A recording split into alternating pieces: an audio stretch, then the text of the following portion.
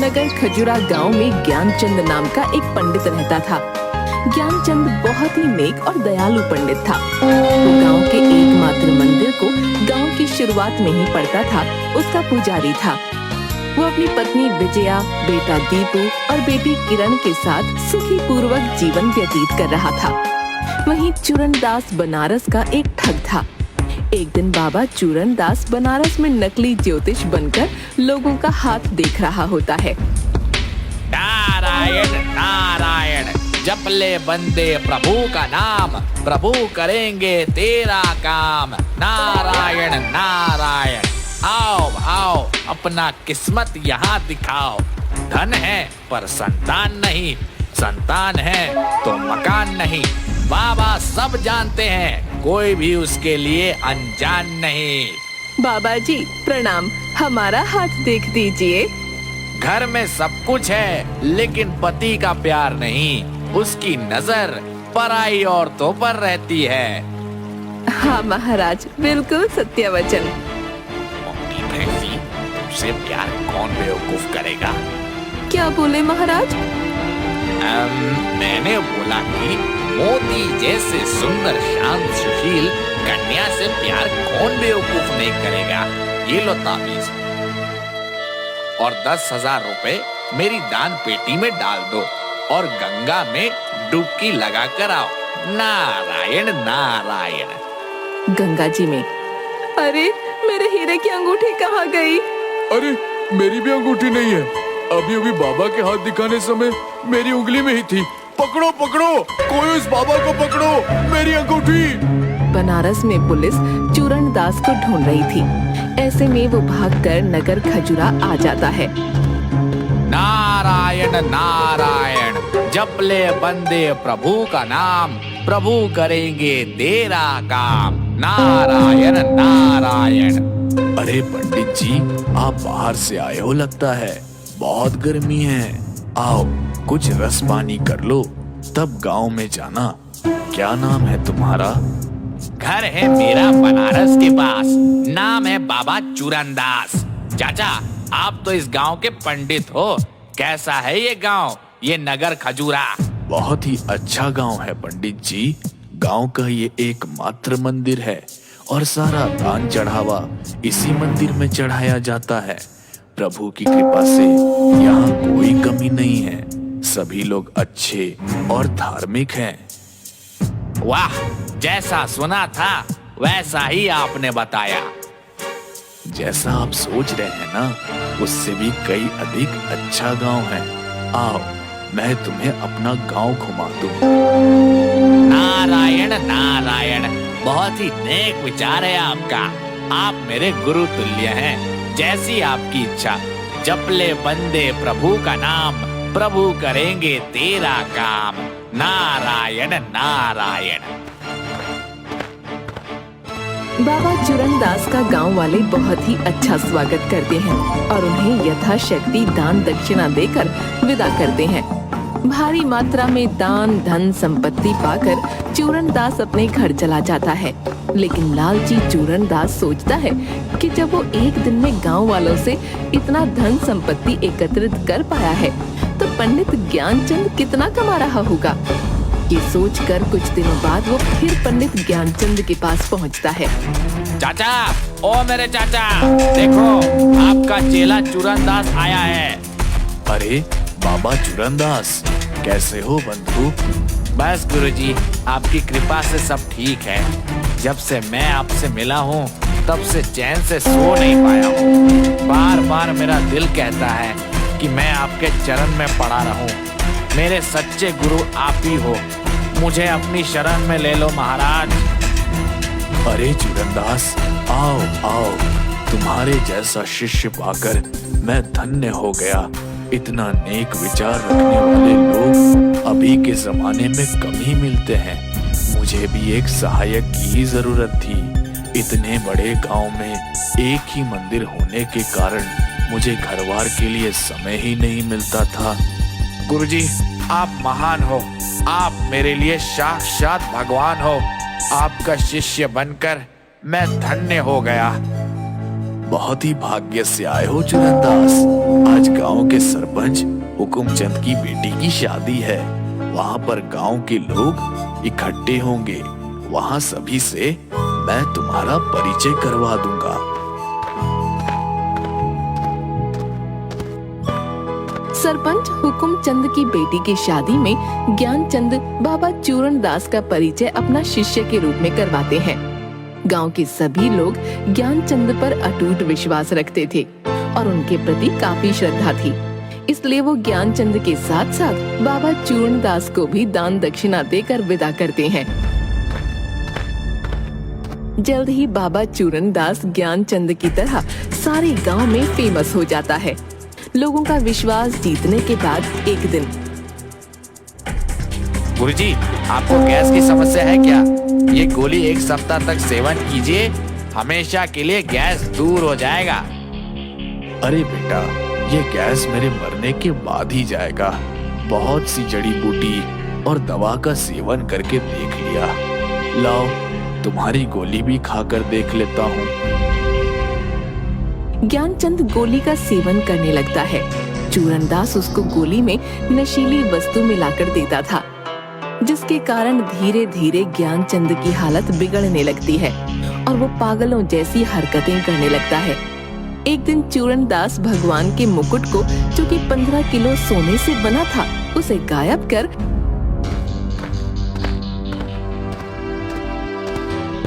ज्ञानचंद के घर में रख देता है और ज्ञानचंद को फंसा देता है। पुजारी जी, भगवान का मुकुट कहाँ है? मुझे नहीं मालूम सरपंच जी कि मुकुट कहाँ गया। बाबा चूरणदास, आपको कुछ मालूम है कि मुकुट कैसे गायब हो गया? कल रात में पंडित जी मुकुट की साफ सफाई कर रहे थे। जब मैंने पूछा सवेरे भी साफ कर लेते, तो उन्होंने बोला कि सुबह में मंदिर में लोग पूजा करने आ जाते हैं, उससे उन्हें समय नहीं मिलता। फिर मैं सोने चला गया। हमारे गांव में ये पहली बार हुआ है कि मंदिर में कुछ भी चीज इधर उधर हुई है। पंच की राय है कि जब तक मुकुट नहीं मिलता, गांव के बाहर जाने के रास्ते पर तलाशी होगी और एक टीम घर घर में तलाशी लेगी। कासगंज गांव की सारे घरों की तलाशी ली जाती है। तीसरे दिन ज्ञानचंद के घर से मुकुट निकलता है। ज्ञानचंद, तुम्हारे घर से भगवान का मुकुट मिला है, वो भी 3 दिन बाद। 3 दिन तक समय था तुम्हें कि अपने से मंदिर में जाकर मुकुट रख देते। इस विषय में तुम्हें कुछ और कहना है? मुझे इस विषय में कुछ नहीं कहना, मुझे बस मेरे भगवान पर भरोसा है। ठीक है, तो पंच ने फैसला लिया है कि ज्ञानचंद को तकाल मंदिर के मुख्य पुजारी के पद से हटाया जाता है और उनकी जगह पर बाबा चूरणदास को मंदिर का प्रधान पुजारी घोषित किया जाता है। साथ ही ज्ञानचंद और उसके परिवार को मंदिर में प्रवेश करने पर पाबंदी लगाई जाती है। माँ, क्या अब हम लोग सचमुच मंदिर में कभी पूजा नहीं कर सकेंगे? नहीं बेटी, ऐसा मत कहो। भगवान हमारे लिए जरूर कोई रास्ता निकालेंगे। हमें भगवान पर भरोसा रखना चाहिए। भगवान के घर में देर है, अंधेर नहीं। माँ, पिताजी की हालत दिन पर दिन खराब होती जा रही है। क्यों ना हम शहर में जाकर डॉक्टर से पिताजी का इलाज कराएं? हाँ बेटा, मैं भी यही कहने वाली थी। पिछले 15 दिनों से उनकी हालत ठीक नहीं लग रही। कल ही हम लोग शहर जाकर डॉक्टर से परामर्श लेंगे। दूसरे दिन दीपू, विजया और ज्ञानचंद शहर में जाकर डॉक्टर से मिलते हैं। ज्ञानचंद डॉक्टर को चूरणदास द्वारा दी गई गोली दिखाता है। डॉक्टर बताता है कि ये एक नशीली दवा है जो आदमी के दिमाग को सुस्त कर देती है। डॉक्टर एक नई दवा लिखता है। 5 दिन जिसे खाने के बाद ज्ञानचंद पूरी तरह से स्वस्थ हो जाता है। पिताजी, मंदिर के चढ़ावे से हमारा घर चल रहा था, लेकिन अब वो नहीं रहा। घर में 10 दिन का राशन ही बचा है। हमें कुछ करना चाहिए। हाँ बेटा, हमें कुछ न कुछ तो करना ही होगा, पर करे तो क्या करे? पिताजी, माँ कहती है कि जब कुछ समझ में ना आए तो भगवान पर छोड़ देना चाहिए। भगवान के घर देर है पर अंधेर नहीं। कल जन्माष्टमी है और हमें पूजा करनी है, लेकिन हमारे लिए मंदिर के द्वार बंद हैं। मंदिर के दरवाजे बंद हैं तो क्या, हम घर में ही मंदिर बना लेंगे। तुम्हारे बाबूजी बचपन में बहुत सुंदर मूर्तियाँ बनाते थे। मैं अभी गांव के बाहर से मिट्टी लाता हूँ मूर्ति बनाने के लिए। बेटा शाम हो गया है, कल मिट्टी ले आना। नहीं पिताजी, कल पूजा है और मूर्ति आज बनेगी तो कल तक सूख जाएगी। दीपू उसी समय गांव के बाहर नदी किनारे से मिट्टी लाने चल देता है। प्राचीन काल में एक बहुत बड़े संत वहां पर समाधि लिए हुए थे। रात के अंधेरे में दीपू वहीं से मिट्टी खोद कर ले आता है। ज्ञानचंद रात को 2 बजे तक मेहनत करके उस मिट्टी को एक मूर्ति का रूप दे देता है। सुबह में अरे वाह माँ, देखो ना पिताजी ने कितनी सुंदर मूर्ति बनाई है। सचमुच ये मूर्ति लग रही है, अब बोल पड़ेगी। लेकिन ये किस भगवान की मूर्ति है? बड़ी ही विचित्र है। अरे ये कैसे हो गया? मैंने तो कृष्ण भगवान की मूर्ति बनाई थी, ये क्या बन गया है? हाँ पिताजी, मैंने भी देखा था कि आप कृष्ण भगवान की ही मूर्ति बनाए थे। मैंने खुद अपने हाथ से उसे सूखने के लिए रखा था। हे भगवान, पता नहीं क्या होने वाला है। आज मैं पूजा कैसे करूंगी? ये कृष्ण भगवान का फोटो है जो तुम्हारे पिताजी बनारस से लाए थे। इसे ही साफ करके पूजा कर लो। ठीक है माँ, मैं इसे साफ करके पूजा कर लूंगी। लेकिन पिताजी ने इस मूर्ति को कृष्ण भगवान का ही रूप दिया था, इसलिए इसकी भी पूजा करूंगी।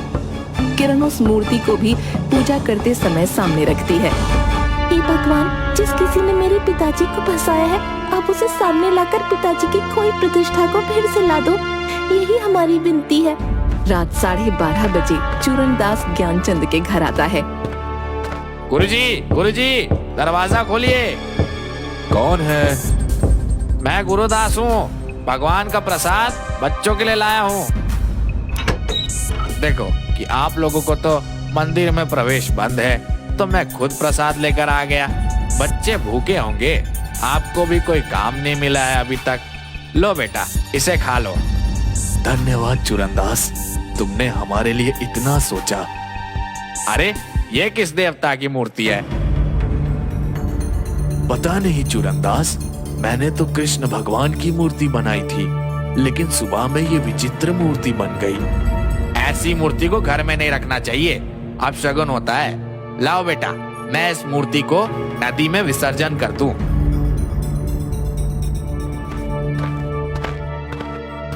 जैसे ही मूर्ति लेकर मंदिर की ओर चलता है, मूर्ति भारी होने लगती है। आधे रास्ते में इतनी भारी हो जाती है कि मूर्ति उसके हाथ से छूटकर पैरों पर गिर जाती है और उसके पैर जमीन में धंसते चले जाते हैं। वो चिल्लाना चाहता है, लेकिन उसकी आवाज नहीं निकलती।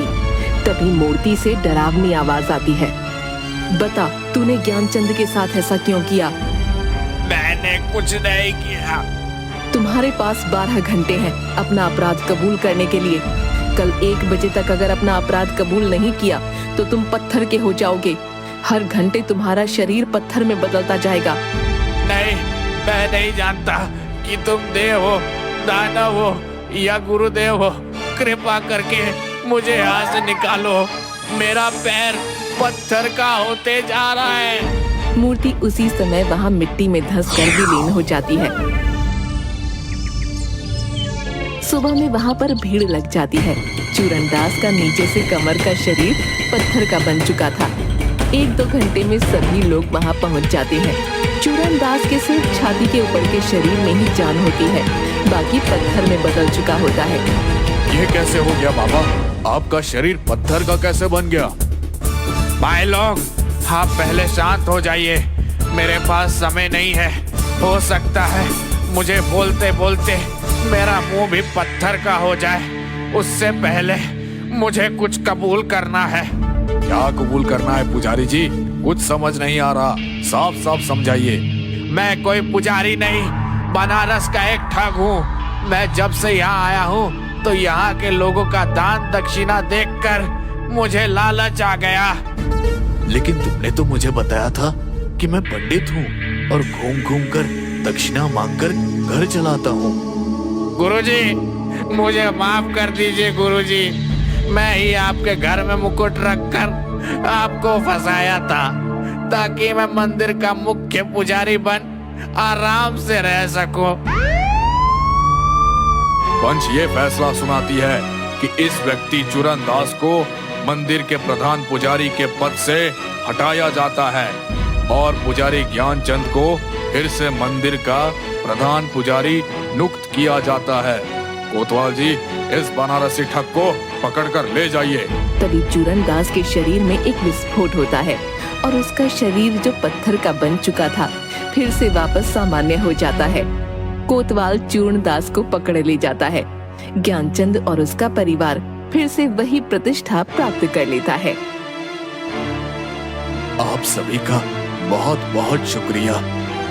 अरे पंडित जी, आपका भगवान पर विश्वास और वो अद्भुत मूर्ति जिसके कारण इस बहरूपिये का पर्दाफाश हुआ, उनका शुक्रिया पहले करिए। और एक सबक तो मिला कि किसी पर भी विश्वास करने से पहले जांच पड़ताल आवश्यक है।